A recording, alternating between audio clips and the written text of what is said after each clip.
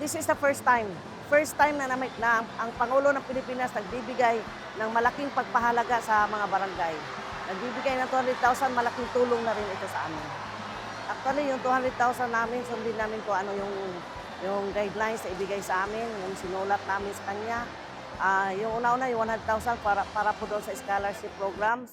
Yung 100,000, napagkaisahan po namin lahat ng mga kapitan na ibibili namin ng monoblock at saka yung pagpagawa ng tent. Kasi yun talaga ang pinaka-demand sa aming barangay, lalo na pag may patay, may kasal, binyag, halos lahat doon na hiram. Yun talaga para mapakinabangan talaga ang galing sa gobyerno para sa mga tao.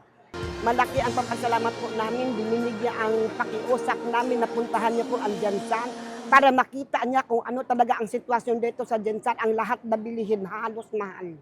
Hindi kakayanin ng income namin sa dagat kung ano lang ang makukuha, kahit kunti pagkakasahin lang po namin. Nasira na po ang mga materialis namin, maghingi po kami ng ayuda na para sa materialis po namin sa aming pangingisda. Bangka, pukot, kasi yan ang hanap buhay namin dyan sa tabing dagat. Ang tulong po na bigas na to na ibigay ng ating Pangulo ngayon, malalaki po ang tulong na ibibigay niya sa amin kasi po ang iba sa amin, hirap na hirap po sa pamumuhay dahil sa wala pong masasaka, dahil sa kulang po tayo sa ulan ngayon at palaging mainit po ang panahon.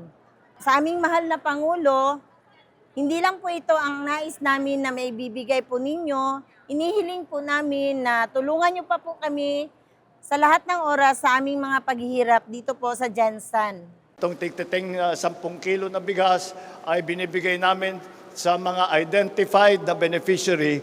Ang listahan ay nanggagaling sa ating mga local government official dahil sa aking pananaw, ang nakakaalam talaga kung sino ang nangangailangan sa bayan nila, sa lugar nila, sa probinsya nila, ay ang mga local government official. Ito ay tuloy-tuloy. Gagawin po namin,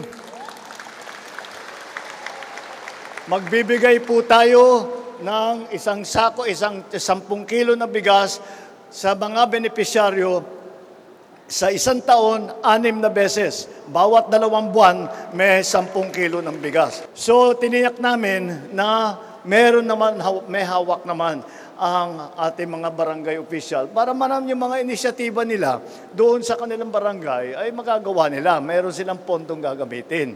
200,000 pesos sa bawat barangay ay magbibigay tayo ng cash benefit. 100,000 doon ay gamitin para tulungan ang ating mga scholar. Yung mga scholar sa kanilang barangay na lalo na yung mga malapit na magtapos pero mukhang hindi makakatapos dahil wala silang pambayad, nabibigyan ng tigda 20,000 piso, 20,000 bawat isa sa scholar, 5 scholar sa bawat barangay. At kaya't magseryoso kayo sa pag-aaral dahil lagi ko nga sinasabi sa ating mga estudyante, ang mahusay na edukasyon ay isang kayamanan na hindi kayang kunin sa inyo habang buhay. Asahan po ninyo na kahit tayo'y humaharap sa hamon ngayon, basta tayo'y magtulungan.